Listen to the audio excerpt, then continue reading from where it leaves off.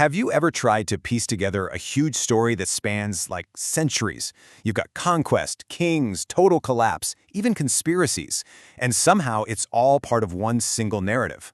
Well, today we're diving into 12 historical books of the Bible to trace the incredible, sprawling story of a single nation from its biggest win to its lowest point and back again. And this, right here, is the question that really drives the entire plot. It's a story of these massive highs and absolutely devastating lows. And believe it or not, it all revolves around one thing: a promise. So, where does this story kick off? Well, it begins at a peak moment. Act 1 isn't about the struggle to get there. It's about fulfillment. It's about a nation finally receiving what they had been promised for generations.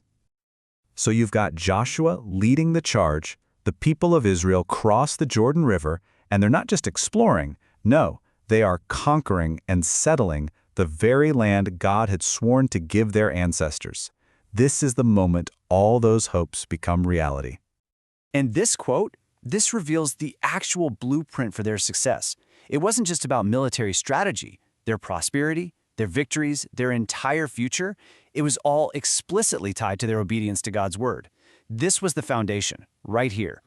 And because they followed that blueprint, the book of Joshua just details this series of stunning victories. The land is conquered, it's carefully divided up among all the tribes, and then, for the first time in centuries, the nation is given a place of rest, a real homeland. This verse from the end of Joshua basically confirms this high point. It says every single promise God made was kept. Not 99%, 100%. The story starts with this powerful, undeniable demonstration of God's absolute faithfulness. But, as you can imagine, this is just the beginning. So, where do you go from a perfect start? Well, in our second act, the story takes a really dramatic turn. After this incredible high, a repeating, predictable cycle of human failure starts to take center stage. You see, after Joshua's generation passes away, this huge problem starts to creep in, and it's perfectly summed up in the book of Judges. Without a king, without any central authority that's grounded in God's law, society just descends into moral chaos. And this leads to a disastrous cycle that just repeats over and over. Sin, which is followed by foreign oppression, then a desperate cry for help, and finally, a temporary rescue by a series of leaders they call judges. So they get tired of the chaos, and the people come up with what they think is the solution. They look around at all the other nations and they say, "We want that. We want a king." But this request, it reveals a much deeper issue. As God tells the prophet Samuel, by asking for a human king, they weren't just rejecting Samuel's leadership. They were rejecting God himself as their true ruler. And this one fateful decision kicks off this long, slow decline. This timeline here shows the whole tragic arc. After the chaos of the judges, their very first king, Saul, is a total failure. The kingdom does reach this kind of golden age under David and Solomon, but even their glory is tarnished by huge personal sins that eventually become national policy. And that leads to a fractured kingdom, where both the northern and southern halves just spiral downward into corruption and idolatry until they collapse completely, leading to exile. But wait, right in the middle of this whole story, God makes another incredible promise, this time to King David. He promises him an eternal throne and everlasting kingdom. Now, this introduces this powerful tension that really drives the rest of the story, right? How can this promise of a forever kingdom possibly be true when everything on the timeline is so clearly falling apart? Even the absolute peak of human leadership couldn't sustain the nation. King Solomon, literally gifted with divine wisdom, builds this glorious temple, but his heart is turned away by foreign wives and their gods. It's a classic case of political alliances leading to spiritual compromise. His disobedience directly causes the kingdom to split in two, and it shows this key theme. It doesn't matter how wise or powerful you are, a human king's personal failings will always, inevitably, corrupt and fracture the nation. And then we hit rock bottom. I mean, absolute rock bottom.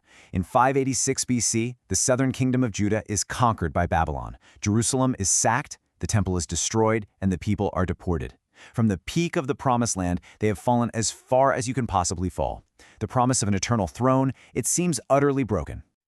And that just leaves us with this huge, hanging question. After all this history, all this failure, is this it? Is the story just over?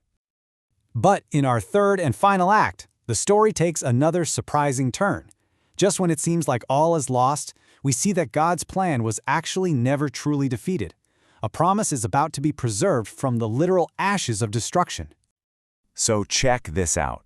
The book of 2 Chronicles ends in the total despair of exile, but its final verses record this stunning reversal. A decree from Cyrus, the pagan king of Persia, declares that the God of heaven has commanded him, a foreign king, to rebuild the temple in Jerusalem. God is now working through a foreign power to bring his people home. It's incredible. What happens next is this really deliberate, step-by-step process of restoration, led by guys like Ezra and Nehemiah. A remnant of the people return to the land, but this is about way more than just construction. First, they rebuild the temple, putting worship back at the center of their national life. Then, they rebuild the walls of Jerusalem, restoring security and their identity. But most crucially, they rebuild the people by returning to God's word. And this shows that true restoration isn't just about buildings, it's about recentering an entire culture around their original agreement with God. Now, there's one book from this period, Esther, that's kind of unique because it never once mentions God's name. Not once. So how does it fit? Well, it powerfully illustrates this concept of providence, God's meticulous guidance, even when he seems hidden or silent. See, after the trauma of exile, where God might have seemed totally absent, Esther's story is this crucial reminder that God's hand is always at work, orchestrating events behind the scenes to preserve his people and fulfill his promises. And this famous challenge to Queen Esther just captures the theme perfectly. She was in this unique position of power, and it wasn't an accident. God had placed her there for such a time as this to save her people from being completely annihilated. It's really a masterclass in seeing God's unseen work to keep his promises. So, okay, after this epic journey of rise, fall, and restoration, what's the big takeaway? Why does this ancient story of a single nation still matter for us today? Well, this epic narrative leaves us with some powerful, enduring truths. First, we see that God remains faithful to his promises, even when his people are completely faithless.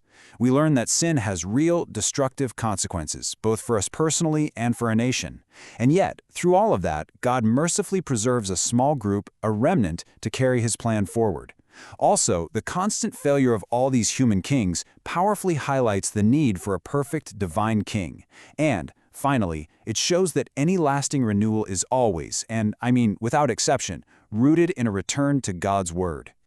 In the end, you realize this massive historical account isn't just about the past.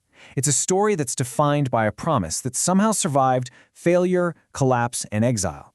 A story that is deliberately pointing forward to something or someone much, much greater. Which leaves us with one final provocative thought to chew on.